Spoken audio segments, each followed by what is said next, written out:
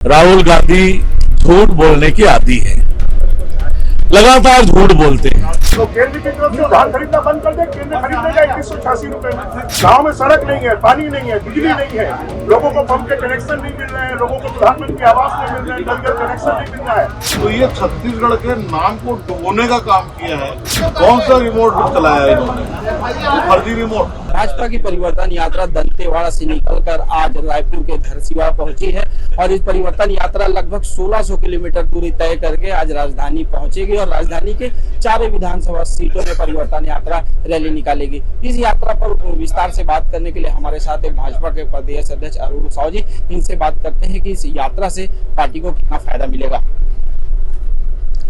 देखिए, वास्तव में ये जो परिवर्तन यात्रा है ये छत्तीसगढ़ को बचाने के लिए है, छत्तीसगढ़ को भ्रष्टाचार से बचाने के लिए है। छत्तीसगढ़ का जो अपराधीकरण भूपेश अकबर और ढेबर की सरकार ने कर दिया है उससे बचाने के लिए ये परिवर्तन यात्रा है। धर्मांतरण रोकने के लिए ये परिवर्तन यात्रा है।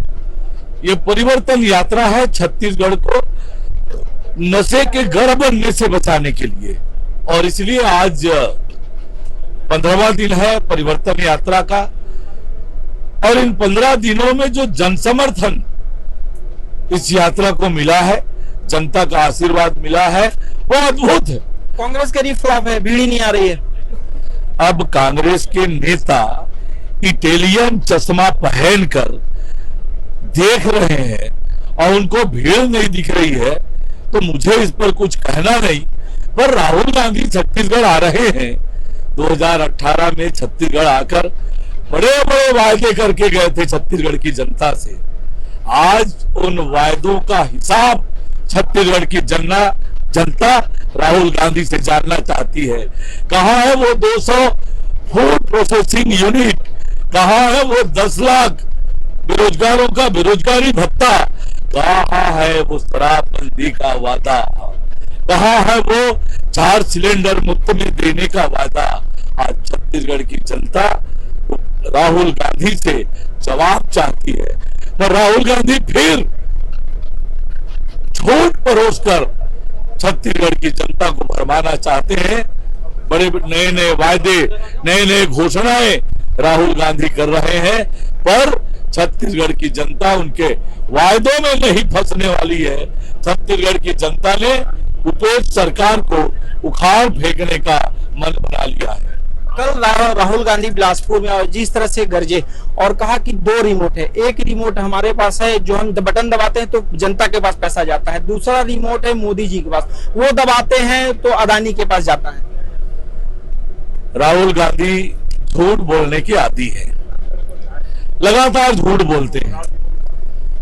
अपने पूज्य पिताजी के भी बात को ध्यान कर लें कि आपके पिताजी ही ये कहते थे कि मैं दिल्ली से 1 रुपया भेजता हूं, गांव पहुंचते पहुंचते 15 पैसा पहुंचता है।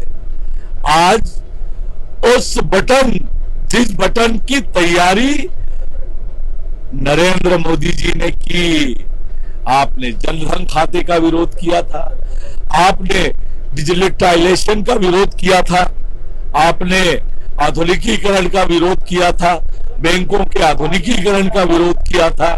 और आज उस सिस्टम का, डिजिटल इंडिया का उपयोग आज कैसे कर रहे हैं?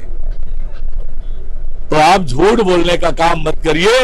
नरेंद्र मोदी जी आज एक बटन दबाते हैं तो देश के 8 करोड़ किसानों के खाते में किसान सम्मान निधि का पैसा जाता है। आज हर एक योजना जितना दिल्ली से नरेंद्र मोदी जी भेजते हैं वो पूरा जनता तक जाता है। और ये तो भूपेश बघेल छत्तीसगढ़ की गरीब जनता को लूटकर आपका घर भरने का काम कर रहे हैं। कैसे कांग्रेस के विधायकों के घर बंडल बंडल नोट मिल रहा है, ये कहां से आ रहा है? राहुल गांधी जी, इसे भी तो जरा बताएं। कल नरेंद्र मोदी जी के महिला आरक्षण पे उन्होंने मास्टर स्ट्रोक खेला ओबीसी कार्ड पे। उन्होंने कहा अगर कांग्रेस की सरकार आती है तो हम जातिगत सर्वे कराएंगे और जो कास्टिज्म है उसके हिसाब से हम ये आरक्षण बनाएंगे। तो अभी तक ये देखा गया कि छत्तीसगढ़ में ओबीसी कार्ड को लेकर भूपेश बघेल एग्रेसिव थी और जिस तरह से नरेंद्र मोदी ने अटैक किया या आप हावी हुए हैं महिला आरक्षण बिल को लेकर, वो उसमें अब ओबीसी कार्ड खेलते दिख रहे हैं। देखिए, छत्तीसगढ़ में भूपेश बघेल ने पिछड़ा वर्ग समाज के साथ अन्याय किया, अत्याचार किया। एक हाथ से आरक्षण दिया, दूसरे हाथ से अपने ही आदमी को भेजकर उस आरक्षण पर उच्च न्यायालय से स्थगन करवाया और उसका इनाम दिया भूपेश बघेल ने कि मेरी मंशा तुमने पूरी कर दी। उसे मंत्री का दर्जा दिया। तो पिछड़े वर्ग के साथ धोखा करने का काम भूपेश बघेल और कांग्रेस पार्टी कर रही है। 2010 में राज्यसभा में महिला आरक्षण बिल पास हुआ था। 14 तक उनकी सरकार थी। तब आपने महिलाओं की आरक्षण की चिंता क्यों नहीं की? आज जब नरेंद्र मोदी जी ने नारी शक्ति वंदन अधिनियम लाकर महिलाओं को सशक्त बनाने का जो एक बड़ा ऐतिहासिक निर्णय किया है, आज ये जो गठबंधन है, गठबंधन बना के मोदी जी को झुकाने का प्रयास कर रहे हैं। इससे कुछ होना नहीं है। ये टेस्टेड और रिजेक्टेड लोगों का गठबंधन है। ये भ्रष्टाचारियों का गठबंधन है। ये परिवारवादियों का गठबंधन है। ये देश को लूटने वालों का गठबंधन है।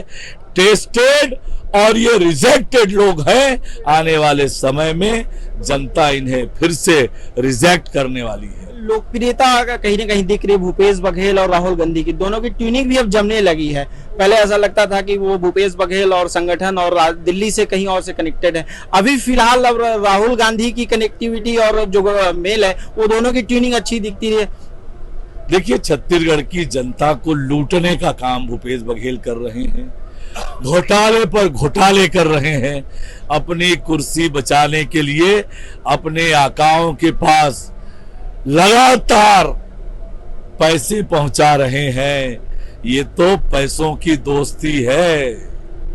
छत्तीसगढ़ की जनता ये समझ चुकी है कि भूपेश बघेल गांधी परिवार के एटीएम है, तो गांधी परिवार के साथ उनकी दोस्ती ये तो समझा जा सकता है। जो कांग्रेस को क्या अपना राहुल गांधी को पीएम का कैंडिडेट घोषित कर देना चाहिए? देखिए, आज ये जो गठबंधन बना है, आज ये टेस्टेड और रिजेक्टेड लोग हैं और इसीलिए ये आज अपना प्रधानमंत्री पद का प्रत्याशी कौन होगा ये घोषित नहीं कर पा रहे हैं, क्योंकि इन्हें मालूम है कि जनता इनके चेहरे पर वोट नहीं देने वाली है। जनता को भरोसा नहीं है। यदि भूपेश बघेल को लगता है कि वो सबसे लोकप्रिय नेता है तो उस गठबंधन के नेता इनको बना कर देख ले। अभी राहुल गांधी की जो इंटरव्यू देखने को मिला उसमें कहा कि हमने बीजेपी के माइंडसेट को तेलंगाना से समझ लिया। जो माइंडसेट करती है बीजेपी उसको समझने का प्रयास करती तो इस बार समझ गए। तो क्या वाकई में कोई माइंडसेट है जो बीजेपी सेट करती है और राहुल गांधी ने वो माइंडसेट पढ़ लिया? देखिए, भारतीय जनता पार्टी एकमात्र उद्देश्य जनहित, राष्ट्रहित, नेशन फर्स्ट उद्देश्य के लिए हम काम करते हैं। और इसके बड़ा उदाहरण और कुछ नहीं हो सकता कि अटल बिहारी वाजपेयी जी ये जानते थे कि मैं अलग छत्तीसगढ़ राज्य बनाऊंगा, विरोधी दल यानी कांग्रेस पार्टी की सरकार बनेगी। उसके बाद भी अटल बिहारी वाजपेयी जी ने अलग छत्तीसगढ़ राज्य का निर्माण किया। छत्तीसगढ़ के 2.5 करोड़ जनता के भविष्य के लिए, छत्तीसगढ़ के 2.5 करोड़ जनता के हित में, छत्तीसगढ़ के हित में उन्होंने इतना बड़ा निर्णय किया। ये राजनीति भारतीय जनता पार्टी की है। कांग्रेस तो एक परिवार के हित, अपने हित के लिए राजनीति करती है, ये समझने वाले नहीं है। अभी तक जो ये यात्रा लगभग 90% कंप्लीट हो गई है। अभी वर्तमान में कांग्रेस को क्या लगता है कितने सीटों तक पहुंच पाएगी? देखिए, भारतीय जनता पार्टी कि ये जो परिवर्तन यात्रा है ऐतिहासिक रूप से सफल हुई है। जो परिवर्तन की हवा चल रही है वो अब तूफान में बदल गया है और निश्चित रूप से छत्तीसगढ़ में कमल खिलने वाला है। भारतीय जनता पार्टी की सरकार बनने वाली है। छत्तीसगढ़ खुशहाली और तरक्की की ओर जाने वाली है। पीएम मध्य प्रदेश से गए और रात को सूची जारी हो गई। ऐसा माना जा रहा है 30 तारीख को पीएम यहां से जाएंगे और छत्तीसगढ़ की भी दूसरी सूची आ जाएगी। शीघ्र ही हमारी दूसरी सूची भी आ जाएगी। मध्य प्रदेश की सूची से संकेत मिल गए हैं कि सांसदों को भी मैदान में उतरना पड़ेगा और पहले से लिस्ट में आप लोगों ने भी संकेत दे दिया विजय बघेल जी को पाटन से उतारकर। आपकी कौन सी सीट होगी? मैंने जैसे कहा कि पार्टी के बड़े नेताओं का कहां से चुनाव लड़ाना नहीं लड़ाना, ये सारा निर्णय केंद्रीय चुनाव समिति करेगी और बहुत जल्दी भारतीय जनता पार्टी के प्रत्याशियों की दूसरी सूची जारी हो जाएगी। बीजेपी ने महिला आरक्षण बिल पास किया है, लेकिन अगर रायपुर हार्ट ऑफ सिटी की बात करें तो 1951 के बाद एक बार भी भाजपा ने महिला कैंडिडेट नहीं उतारा है। तो क्या हम मान ले कि इस विधानसभा चुनाव में रायपुर में चारों सीट में से कोई महिला कैंडिडेट दिखेगी या रायपुर संभाग से महिला उम्मीदवार बीजेपी उतारेगी या इस विधानसभा चुनाव में महिलाओं की संख्या कितनी होगी? देखिए, पहले भी रायपुर में रजनीताई उपासना जी हमारी विधायक रही हैं और केंद्रीय चुनाव समिति जीतने योग्य प्रत्याशी आगामी विधानसभा चुनाव में उतारेगी और महिलाओं के मान सम्मान देने का प्रश्न है तो भारतीय जनता पार्टी के अलावा कोई और राजनीतिक दल नहीं है जिसमें हमने अपने संगठन में महिलाओं के लिए आरक्षण कर रखा है। बड़ी संख्या में महिलाओं को राजनीति में आगे बढ़ाने का काम हमने किया है और इसलिए आगे भी निश्चित रूप से महिलाओं को पर्याप्त प्रतिनिधित्व भारतीय जनता पार्टी देगी। तो ये थे हमारे साथ भाजपा के प्रदेश अध्यक्ष अरुण साव जी, जिनका साफ कहना है कि भाजपाओं को महत्व देने का काम भाजपा ने किया और सबसे पहले संगठनात्मक रूप में आरक्षण इन्होंने ही किया और ये यात्रा को लेकर कह रहे हैं कि यात्रा सक्सेसफुल है, कांग्रेस से तकलीफ हो रहा है और यहाँ से यात्रा के बाद निश्चित रूप से छत्तीसगढ़ की सरकार बदलने वाली है क्योंकि जनता का मूड है वो लगता है परिवर्तन यात्रा से इन्होंने परख लिया है। इस सप्ताह में भाजपा की परिवर्तन यात्रा जो कि दंतेवाड़ा से निकली, जो भाजपा ने कांग्रेस सरकार को बदलने के लिए परिवर्तन यात्रा निकाली और इस परिवर्तन यात्रा में जो अपनी जोश और अपनी उपस्थिति दिखाने के लिए मजबूती से लगातार सेंटर से मंत्री और जो नेता है उनकी उपस्थिति यहाँ पे होने लगी है। आज भी दिल्ली से जो मोदी सरकार में कैबिनेट मंत्री है वो आज छत्तीसगढ़ पहुंचे हैं। उनके साथ रायपुर के वरिष्ठ विधायक हैं, उसके साथ ही हमारे साथ सांसद जी भी वरिष्ठ विधायक शिवरतन शर्मा जी भी, इनसे बात करेंगे। और ये हम जो बात कर रहे हैं ये परिवर्तन यात्रा, ये आप हाईटेक बस देख रही है, इसी यात्रा से भाजपा के तमाम नेता करीब 2000 किलोमीटर की यात्रा करके यहाँ पर पहुंचे हैं और ये जो पूरी यात्रा है ये बिलासपुर में समापन होगी और इसके समापन में देश के प्रधानमंत्री नरेंद्र मोदी जी आने वाले हैं। उसके बाद ये यात्रा करेंगे। हमारे साथ बात करने के लिए केंद्रीय मंत्री है और तमाम नेता है, ये बात करते हैं आपने ज्वाइन किया, कैसा लगा देखकर? आज सवेरे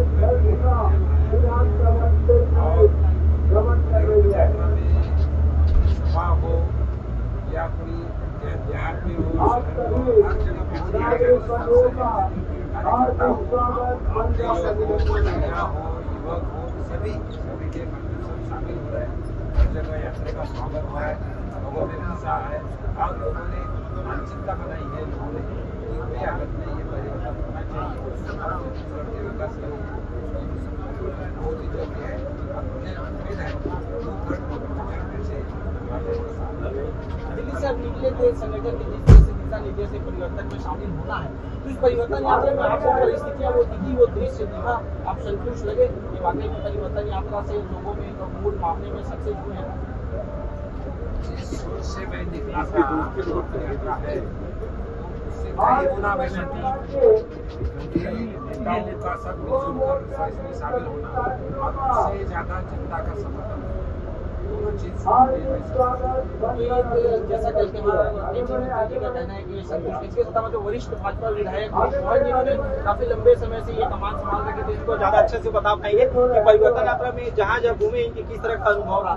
बिल्कुल कि आप यात्रा को काफी लंबे से ज्वाइन किए, किस तरह की पिक्चर आपको देखने की मिली और अब क्या वाकई में संतुष्ट हो पाए हैं अपनी इस मेहनत को लेकर? देखिए, मैं दोनों यात्राओं में लगभग 25 विधानसभा क्षेत्रों में रहा हूँ और ऐसा लगता है कि जनता ने तय कर लिया है छत्तीसगढ़ में परिवर्तन करने का। जनता ने तय कर लिया है तो छत्तीसगढ़ में भूपेश बघेल की भ्रष्ट, निकम्मी और अन्यायी, अत्याचारी और शोषण करने वाली सरकार को बदलने का ये जनता ने तय कर लिया है। चाहे आदिवासी हो, चाहे अनुसूचित जाति का क्षेत्र हो, चाहे जनजाति का क्षेत्र हो, चाहे नौजवान हो, चाहे किसान हो, चाहे महिलाएं हो, बड़ी संख्या में जो उनके चेहरे की रौनक है वो बताती है, और जो उनका उत्साह है, जो उनका रिस्पॉन्स है, वो बताता है कि उन्होंने परिवर्तन करना तय कर दिया।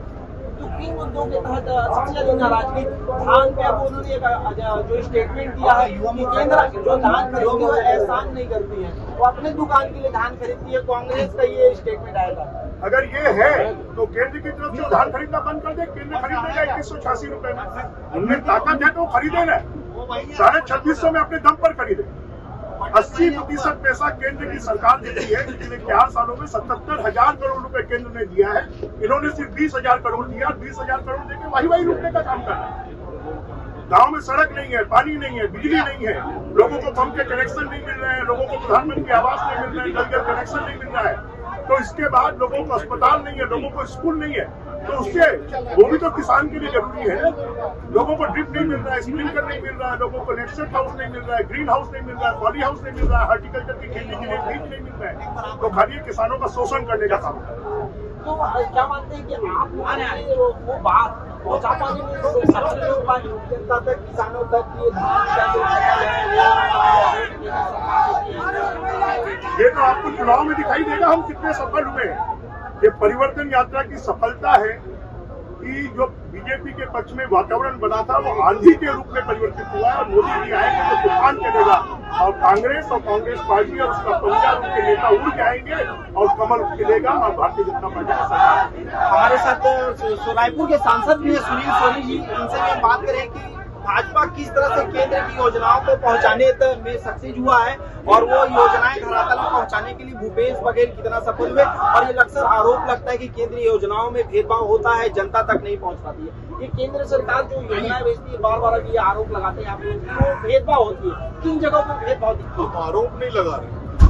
मैंने संसद में 3 बार कहा कि प्रधानमंत्री आवास का पैसा भूपेश बघेल ने रोका है, 11,000 करोड़ रुपया केंद्र का वापस रोका है, अपना अंश नहीं दिया। तो जो अन्य प्रदेश के जो सांसद है वो आश्चर्य करते हैं कि आपके यहाँ 11,000 करोड़ रुपए लौटा दिया, हम अतिरिक्त मकान मांग रहे हैं। तो ये छत्तीसगढ़ के नाम को डुबोने का काम किया है, और आज देश के अंदर में सारे जो राज्यों के लोग हैं वो आश्चर्यचकित हैं कि एक ऐसा मुख्यमंत्री है जो गरीबों के साथ में अन्याय कर रहा है। पीएम आवास की जिस तरह से आप लोग घेर रहे थे, उन्होंने राज्य से घोषणा नहीं, पैरेलल घोषणा कर दी कि गरीबों को आवाज देंगे। कहाँ से देंगे? प्रश्न में भूपेश बघेल जी से पूछ रहा हूँ, कहाँ से देंगे? पहले इंस्टॉलमेंट जारी भी कर दिया रिमोट से राहुल गांधी के यहाँ। कौन सा रिमोट चलाया इन्होंने? फर्जी रिमोट, जहाँ पे राजीव गांधी जी कहते थे कि 1 रुपया बेचते 15 पैसा मिलता है। ये रिमोट नहीं है, रिमोट तो मोदी जी का है। जो 6,000 रुपए किसान सम्मान निधि देते हैं उसके खाते में पहुंच जाता है। बताया ना भूपेश बघेल कितने लोगों के खाते में पहुंचे, और राहुल गांधी जी बताया कितने खाते में पहुंचे? कुछ नहीं। नल जल योजना की बात करते हैं, उसमें कहाँ पे दिक्कतें हैं, लोगों को उसका फायदा नहीं मिल रहा है। इस बात को भी हम और अरुण साहू सब मिलकर पार्लियामेंट में उठाया। ये पहला राज्य है देश का कि जिसमें प्रधानमंत्री मोदी जी ने पैसा भेजा, जिसने टेंडर किया, और टेंडर करके जब आरोप लगा इसके ऊपर में कि जल जीवन योजना के अंदर भ्रष्टाचार है, तो इसी सरकार ने निरस्त किया। मतलब इस सरकार ने प्रमाणित किया कि हम भ्रष्ट सरकार है। ये अपने आप में एक आश्चर्य है कि 2024 तक के जल जीवन योजना पूर्ण हो जाना चाहिए। देश का औसत 66% है, देश का औसत। मैं मीटिंग में बैठा था, और ऐसे 18 राज्य हैं जिन्होंने जो है 100% घरों के अंदर में नल लगा दिया, लेकिन छत्तीसगढ़ जो है आज 34%। आपका कौन सा विधानसभा तैयारी है?